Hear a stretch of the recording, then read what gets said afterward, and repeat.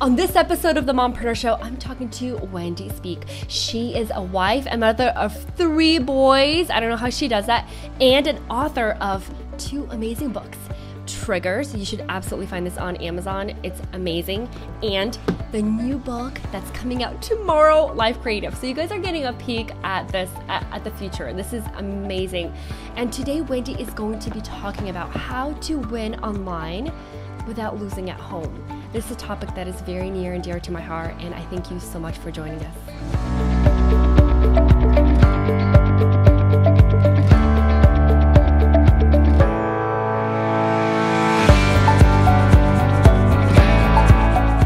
Wendy, welcome to the show. Thank you. Can you hear me all right? Yes, there's a bit of a lag, but we can hear you, and I'm so happy that you're here.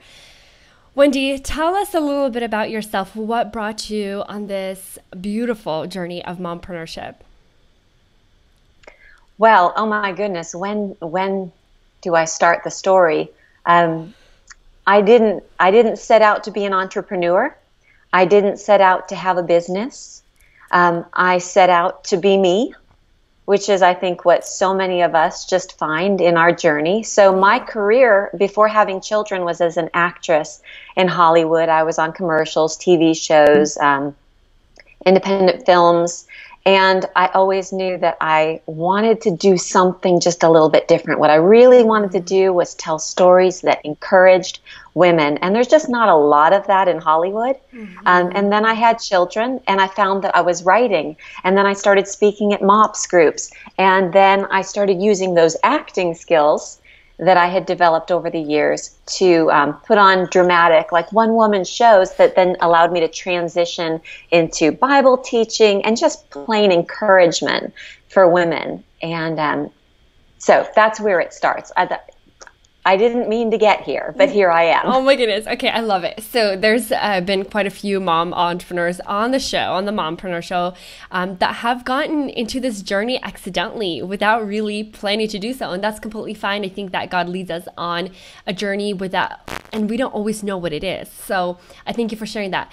I am so curious. So I always wondered, and I never asked you this. I know we met in person and we hung out and stuff, but how did you get into acting? It's so fascinating to me. It sounds so glamorous. Did you say get into acting? Yes. Is that what you just asked? Yes. Did you? Okay. Do you not hear me well, hun? I did. It was a little staticky there for a moment. It's the only dream I've ever had, other than when I was about 4, I really wanted to be a truck driver because I thought it would be really cool if I had a purple rig and then I wanted spray painted on the side, Purple Passion. Oh my gosh. So that was a goal for a while. But other than that brief detour, being an actress was all I ever wanted. I remember being at Disneyland and watching all of the people performing on stage and just having this aha moment as a child, like, that's what I'm going to do. I'm going to entertain people. So I don't do that at Disneyland. But it's funny that all of those skills, and this is really, there's so many rabbit holes that we can go down today. Yeah. But all of those things that you've done in your pre-mommy life or your pre-business life somehow become the skills, the passions, the stuff you didn't know you were going to need to utilize in this season. Like, I'm a storyteller, but I'm not doing commercials. I'm not doing guest posts on sitcoms, but I'm still utilizing a lot of that upfront people entertaining stuff for different purposes. Just repurposing. I love that you shared that because so many of us moms who are watching too are, we had a completely different life before we had children. And sometimes we're like, oh, well, why did I do that if I was going to become a mom or take a complete different route in entrepreneurship? But I think there's always a reason for that. And I think that it grows us. It gives us the skills that we need today. So I love you. I love that. And thank you for sharing that. What's so funny, Vicky, is, we talk about BC, that's history, and then we've got AD. It's like BC was before children. Oh my gosh. And AD is like after the death of me. Like, I feel like oftentimes we die. All of that stuff those things were our passions and our pleasures. We die to that because there's all this practical mommying going on. And so I love your audience because they are the ones saying, wait, how does this part of me translate into this season? And how can I do it in such a way that it's not at the expense of my children, but that my children aren't at the expense of who I am too? That's so powerful. Right? And you always have some kind of awesome, what is it, acronym for everything, like life before children and life. That just came to me. Okay, so you're obviously very gifted in that area, but I really want to dig more into that. So there's so many moms, again, watching, and I want to give a shout out to Trisha Goddard. Thank you so much for being here and for sharing. Olga Vakulic, thank you so much for being here and sharing. Lauren Gonzalez, you're amazing. Thank you so much for being here and sharing. And everyone, I mean, just it's so good to see you, see your faces, and Casey and Meredith, you guys are amazing. So I appreciate you because of moms like you, this show exists. Because of you, because of your support, because of you sharing. So I really appreciate that. Now back to you, Wendy. How did you feel like that's when you died inside, like as a mom? And how in the world did you rebirth that in you? Because we get so busy with laundry, and especially in the infant years. I mean, if we feel like, especially if those moms who still have 2 kids under the age of 2 or 3, it's really hard. It feels like you're wiping butts, changing diapers, and pumping all day long. That's all. So I really want to hear your take on that. Well, and then even if you do have some time, you're so sleep deprived that you just chill, right? You're not doing any of that stuff that was UBC, right? Exactly. So I'm going to give a little product placement. You already did. So in Life Creative, one of the earliest themes is that these years can feel like the dark ages, where everything goes dark on all of those passions, those hobbies, those interests that we had before children.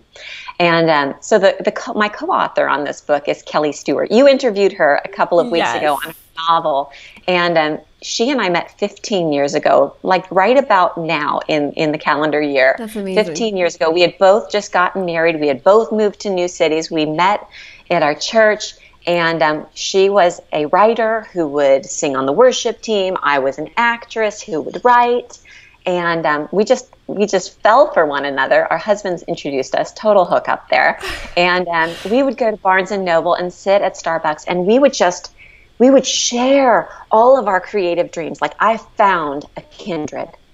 And then within a couple months of the first one birthing a baby, the other one did. So we transitioned into that season, and all of our conversations became about pumping, became about nursing, became about changing diapers, became about potty training, became about how do we fit sex with our husbands into this equation. And I mean, we didn't talk about our creative lives for years. And then she flew out to see me, because at that point we were living in different cities. And she sat on my couch just crying, and she said, I've lost myself.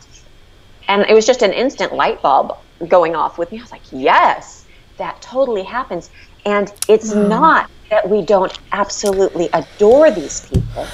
And it's not that we're not thankful for this season. Of course. But it's just such a common tendency. And so we start off with talking about the dark ages. Was that answering your question? Oh, absolutely, Wendy. And it's so beautiful how friendships are born in a way we never ever imagined. And I feel the same way about my friends. And it's amazing that you got each other so much, and you were able to relate on so many different things. So how did you, after realizing that you lost yourself, how do you make that transition? How do you make that transition? How do you find yourself? Well, in the book we talk about, and this is one of my favorite pictures in history. So one thing you didn't say when you were introducing me is that I'm a homeschool mom. So I understand history now much better than I did when I was learning history in high school and college. Oh, gosh. But in the history of the world, we have a couple different renaissances, right? But the most famous is in Europe during the mid-centuries. And before the Renaissance, there was a time in history called, do you know? The Dark Ages. Yeah. Everything went dark. There was no recording of history. There was no art. But what little there had been was being held much of it within the church. The artwork, the candelabras, that it was in the church. And so when the Renaissance, which means rebirth, happened, and don't we all long for that rebirth? When it happened, much of it flowed out of the church. And again, just the imagery that if you're in the Dark Ages, this understanding that the same God who made you with these gifts is holding on to them, and a Renaissance is coming. And so much of it really came out of my faith life, realizing, wait a minute, I love seeing how God made my kids. And we quote the verse, I will praise you, Lord, for I am fearfully and wonderfully made. And we say, oh, God, you did such a great job with my kids. But I realized that verse, that's like first person. That verse is King David saying, I will praise you for I am fearfully and wonderfully made. I mean, I'm leading the people of Israel, but this is about me, God. And I think that was a big aha moment too, is just realizing, wait, I'm one of God's kids. And laying our lives down is called sacrifice, and it's right. And we're going to talk a lot about that. There is sacrifice involved, but not to the point of death. And I really feel like that's what God whispered was, Wendy, I didn't actually mean for you to die. Sacrifice, but not die. And I was feeling like a part of me had died. So where's that fine line, though? Where's that line where... And now, Wendy, I know I talked to this with you about this topic, but so many moms become mothers and they fully give themselves into the ministry of raising children, of motherhood. And that is powerful. And of course, it's not everyone's calling. But how do you draw the line where you're barely dying, almost dying, and sacrificing? Where's that line? You know, I think that, not sure if this is exactly what you're asking me, but I think this is really just an easy application. If who you are is a creative person, then start bringing some of that creativity back into your life right where you are. There doesn't have to be a division of, I'm pursuing me or I'm taking care of them. I'm pursuing me, so I'm going away, but I'm taking care of them, so I'm staying home. Bring some of yourself back into your life. And so often we get to this point of cramming all those feelings of bitterness and discontent and having lost ourselves down, and then all of a sudden we explode, right, inappropriately at our husband. You know, you're able to go off each day, and I'm here, and I've lost myself. But what if, instead of freaking out, we say to our husband one night, when there's no conflict, you know what I've realized? I used to love to read, and there's no time. And even if I did have time in the evening, I'm so exhausted. Or do you remember when we used to go to the theater? Like, I love seeing live shows. There's no time for that. And then ask your husband or your mom. I know that there are women that tune in here who are divorced, who are single momming it. You've got to have someone where you can check in with them and say, I'm losing myself. I could use some help, like practical help, but also just advice. Where do you think I can fit me back into my life again? And maybe, like for me, I was going to MOPS groups, and I thought, wait a minute, what about all these skills that I have? Hey, would you like me to MC your MOPS group? So I was fitting me into mothering. You know what I mean? So I definitely know what you mean, and I want to go back to the MOPS groups. But one of the things that I do to kind of not lose myself in this in creativity, and this is not counting, you know, getting up before the kids, taking the time away and just being me by myself, because that's very important too. But this is a time where I can be with my children, spend time with them, as well as feed my creativity. And one of the things I started doing was, like, I'm so into hand lettering. Oh my gosh. Like, we took the class together, the calligraphy class. Yes, we did. With Megan Taylor. Yes. That was so awesome at the Becoming Conference. Yes, it was so much fun. I loved it. And it was like the start of my creativity via hand lettering. And I got like the special brushes. And I remember I was waiting them for 2 days. I was waiting for them by the door. Amazon Prime, come on, hurry up. By 8, I kept checking. I don't think I've ever waited for anything like this before.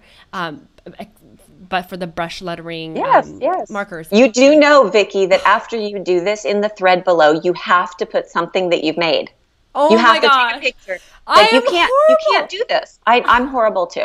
I am so horrible. I was like, oh, come on. I have really good handwriting. Like, I guess it helped me growing up in Ukraine. They're really strict about that. So I have really good cursive writing. And I was like, hey, I already have good cursive writing. Psh, I can do this. So I was writing. I was like, oh my gosh, I'm really horrible at this. And my kids are like, Mama, you're writing so pretty. And I'm just like, oh. So anyway, the markers came. We sat down around the table. I let them use my markers, even though I cringed every time they pressed too hard. Yeah. Yes. But it was such a beautiful time. My kids absolutely loved it. So you bring the two together. Yes. It's not them. I remember I posted on the Instagram site, Life Creative. They're not getting in the way of our art. They are our art. So let's bring our art into there. So I did not mean to do this, but I'm going to pull something into the frame here. This is kind of like hand lettering. This is not the kind of creative I am, but we're doing pumpkins. Oh my gosh, so that is so this. I Mod Podge this. I took the pages of Life Creative, I ripped them out, I Mod Podged, and then I'm like, I'm going to add some color. I do not think this is exceptionally good. Beautiful. I think it's quite ugly. I feel like I just hurt its feelings. Absolutely beautiful. It's so creative. Ladies, give Wendy some love. Isn't it cute? I brought it into our family. This is what we were doing. We were doing pumpkins, right? Yeah. So my children, have each chosen their little pumpkins. We'll do the carving and everything later this month. But I put it on the table with theirs, and you're bringing your creativity into the family life. And they see that. That's the thing. They see that, yes. And Mom is filling her bucket as well, not only ours. But I'm also vision casting for them. I have wildly creative children. Did you see the picture of my youngest who came in? He had used a marker on his face. And he had done like eyebrows and a goatee. He said, I am a Mexican cowboy and I have eyebrows. He's like 8. I was like, yes, you are my child. Yes. Creative women raise creative children. This is another interesting kind of rabbit hole we could go down. Okay, Entrepreneurial moms can raise entrepreneurial kids. Absolutely. Like, this doesn't have to be, I'm forsaking you so that I can have this business. We can bring our children into our business. Okay, and then how can we do that? Well, I have a kid that wants to know, when you speak at that MOPS group, could I ditch school that day and come and like do your table for you? Can I do your little square reader? And I'm like, yeah. And son, one of the chapters is called Renaissance Rising, because this is my Renaissance, but the Renaissance Rising behind us are our kids down the hall with their own creative endeavors. So I said, write a book. That's beautiful. Or do something, make a picture. We can find out what's it going to cost to make this. And then what do you need to charge? Put it on my table. Let's see if that's an actual felt need, right? These are the things we say to each other when we're talking about developing things that we can, resources we can sell. Start talking that way with your older kids or even your little kids. Yeah. No. Can we sell things from our garden? Well, let's talk about it. What would that look like, little entrepreneur? I love that. And bring it into it. I love that, Wendy. Thank you. And it's so important to let the kids try, even if they're not going to be the next farmer, the next piano player, the next whatever book author. But it's so important for them to try it and see if they like it or not. I think that's really important. Well, and I don't think it's not about what they're doing. It's not about being a book writer. It's not about being a farmer. It's about getting your mind ready to perceive a need in the world and creatively come up with a solution. I don't have that book you held up, Triggers. Yeah. That was not my dream. There is a need for women who are struggling with anger in their home lives. Yeah. And my co-author for that one is Amber Leah. And we perceived the need. And we actually, that sounds like we did this great thing. The Lord just made it so obvious. We came up with a solution and it's filling a need. It's a powerful book. So if our kids can learn to do that, we're entering into a generation where they're going to need to think outside of the box. Our kids have to be able to do that because most of the jobs in their generation haven't even been invented yet. Yeah. That's how quick things are changing. So let's bring them into our entrepreneurship Let's bring our art into their play space, and let's talk about this melding, this merging, rather than I need to forsake my kids so I can do this thing. I need to do this thing, honey. I'm doing this thing right. It's not so much of a separation as we thought. Of course, there is time we need to pull away and do good work. Yeah, I'm not saying that, but it's not one or the other. When you mentioned that you were speaking in the MOPS groups, how did you start doing that, and how did you get the idea? And tell us, what is a MOPS group for those of us who don't know? MOPS groups, it's an organization called Mothers of Preschoolers, and lots of local churches host these on a weekly basis or a bi-monthly basis or a monthly basis, and they say, come on in on Tuesday mornings. We've got childcare. You sit at a table, eat some good food. We're going to have a speaker. You're going to make friends, and this is just a great couple of hours, hands, without holding babies. And I just loved the ministry and started going when my first child was 3 weeks old. Wow. So it was actually my first outing, like by myself, putting the car seat in and everything, leaking, and I was like, this is beyond me. Okay, so I just love it. So how long? So you were joining these mamas of preschoolers, and then where did you get this idea to start speaking to them? Well, like I had said, my career had been as an actress, and so and I've always been involved in Bible studies, and many Bible study leaders are, I was going to say, quite dramatic. They present well. And I thought, I can see myself doing that because I love teaching in Bible studies. Yeah. So what if this had a little bit of a performance element to it, spoken word and monologues. Like I just did a monologue that was the woman at the well. And then after the monologue, there's some teaching. And after that, there's a spoken word video. So I'm bringing in all of who I am already as an artist. And then I'm saying, what's the need? Well, women are the need. They need to be encouraged. They need to learn God's word and find out, wow, they are totally and completely loved, and to offer that to them in an engaging way. So it started with just saying, hey, this is what I do. I teach Bible studies. I am an actress. Would you like me to put something together? Sure. Or would you like me to MC the Mom's Getaway that we're hosting, or the Women's Retreat? So it started very small, and I'm glad it started very small, and I think this is going to resonate with a lot of you guys, that it's got to start small because you have small people with you. And if it goes bam, then you have to run to what you just created, and you're leaving your small people behind. So I remember one of the first things I did, and this was just a gift from God, because I think it really set me up for success. Not that I don't fail. Not that I don't make mistakes, but I had written a monologue on that was a Christmas theme. I have lots of Christmas monologues. And I just sent it to the pastor of our church. We have a very big church, so this was a little, ballsy. Is that an okay thing to say? And said, hey, I just wrote this. Do you have need of it? And I think that a lot of times that's what we need to see is we're not out there promoting ourselves. We're saying, do you have need of this thing that I've made, that I am, that I offer? Do you have need of it? Because that I could do for you. And so he read it and said, yeah, I have need for that. Let's do it for the Christmas Eve services. There were like 6 Christmas Eve services stacked back to back. So my mom came in, helped with the kids for Christmas Eve. They came to a couple of them.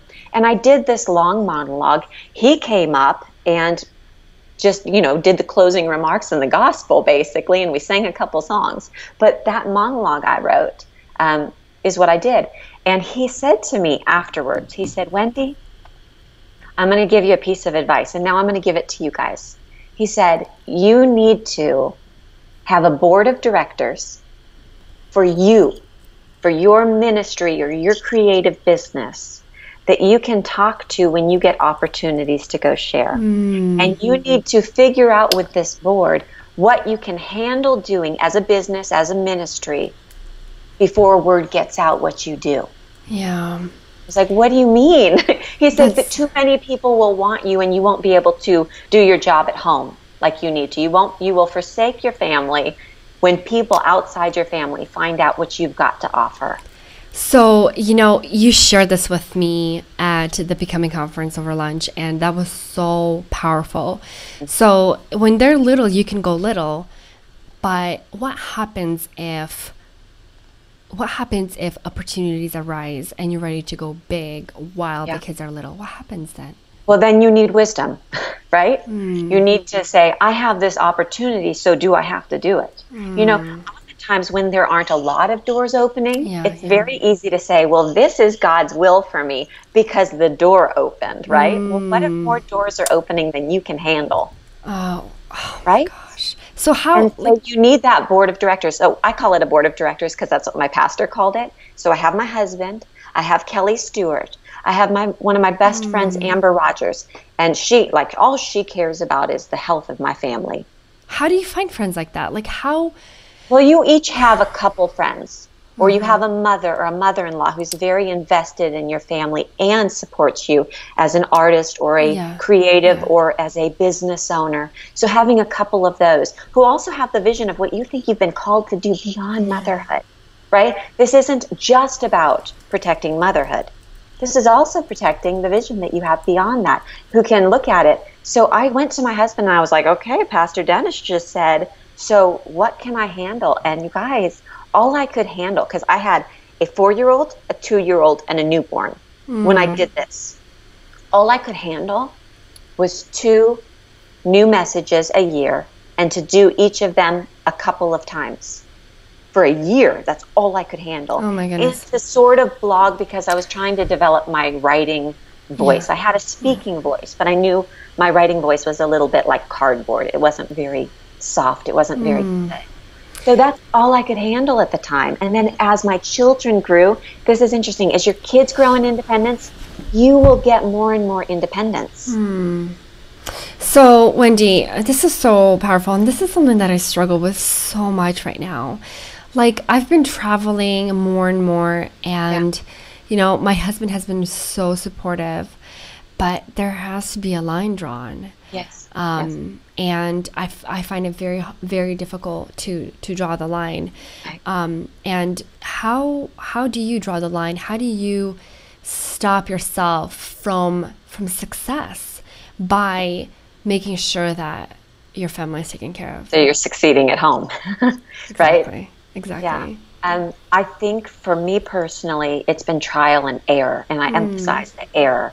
So we started with that very, very small, I can do this, we can handle this. And I think having that mentality of what can we handle? There's a chapter in Life Creative called When God Calls a Woman, He Calls a Family. This is not your calling. This is your family's calling. Exactly. So it's got to work for the family. So last spring, I took on like a boatload of talks.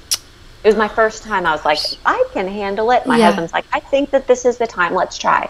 Okay, I went slightly crazy, and so did my family, because you can't go crazy without your family calling. So we stopped. We got together. We had a board meeting, right? Yeah, those are important. I said, this isn't working. Actually, he came to me and said, this isn't working. Wow. How did you feel? Were you like... Yeah, I was going to say, it feels like I'm being attacked, right? Yes. You don't understand. I'm trying my best. I'm serving. I'm doing... Right? Oh my gosh. But then if you just step back and say, wait a minute, I asked him to be the board of directors or the director of the board, right? Wow. So I need to be soft. And he might come at us in a way that's gentle at the right time, or he might come out of this because he's overwhelmed, explosive, right? Yeah. But whatever it is, you need to step back and say, what's the message that I'm hearing? I'm hearing that this was too much on my family. Yeah. But what I said to him, because our husbands are problem solvers. Of course. Okay, this is what happened. I know you love me and I know you support me. So would you help me come up with a better plan for our family? Because I'm already getting speaking invitations, or, you know, if you're a crafter, there are craft shows you can go to. If you hand sew baby bows, there are stores saying we want to sell your stuff, and how much can I handle? And then bring him in to make that decision. So he said to me, I think we can handle you going away for 1 talk a month. Yeah. And if MOPS groups locally reach out to you, it has to fit on the days that the kids are in classes. Okay, so can I stop you right there? Yes. First of all, so powerful that you talk to your husband about this and that you have like a very open, vulnerable conversation. And I've learned this from you, to really be open. And so every single time there's an opportunity, I ask my husband, like, honey, what do you think? And I always, not to say like I listen to him, but I do. Like, we talk about it and then we come up with a solution with, a strategy or whatever it is. And so I really appreciate you sharing this, because he is my priority over whatever I'm trying to achieve. And I remember every time we had very difficult times where business was really good, but I'm really struggling at home. I feel like I can't get the balance right. And I would talk to him about it. And he's like, babe, it's so hard. Like, because he's with the kids when I'm out speaking or out traveling. And I really want to change that, by the way. Like, we want to travel together for my speaking engagements. But going back, and he would say, sweetheart, it's the sacrifice, but you can't take it too far. And at the same time, when he supports me, he really, really values that balance. And he's like my heart, my rock. And I really appreciate that. And so thank you for talking about that. But Wendy, I want to go back a little bit, and I think this is an important question for so many moms, because we struggle with this. You went out and you asked, hey, can I speak at your MOPS group? Can I MC? Can I? And so many, me included, you guys, this is me. Like, I'm not perfect. I'm not like this, awesome host that does everything perfect and right. No, like, I make so many mistakes. There's so many limiting beliefs that I have that you might have too. And I would love for you to share them with me. I'm like, my phone right here, comments going. I hate asking people for opportunities. Like, I know so many people. I am friends with so many incredible entrepreneurs with shows and podcasts and these platforms and where I could speak. But I'm like, when I'm good enough, they will ask me. Yes. And I think it's a balance. I wish I could remember it. There's a proverb that says, the wise man does not invite himself to dine with kings. Oh my gosh, that is so good. There's wisdom. However, a wise woman works hard. And it's very hard to work hard when all you're doing is trying. And you see, wow, that place, I could do something there. So this is my advice. Invite yourself to the table when it makes sense, and do it in a respectful way. I have only in the last couple of years, when I started traveling, I didn't travel for work until like the last maybe 18 months. Yeah. And now it's only a couple times a year. This year it's going to be, I think, 6 times. Wow. But this is my first time where it's that much. Of course. But I started to send an email, hey, I've gone to this conference before. And it's been such a blessing to me. And I was thinking that this talk that I have would fit really there and benefit the women in your midst. If you would like me to come, I would love to serve you and the ladies in that way.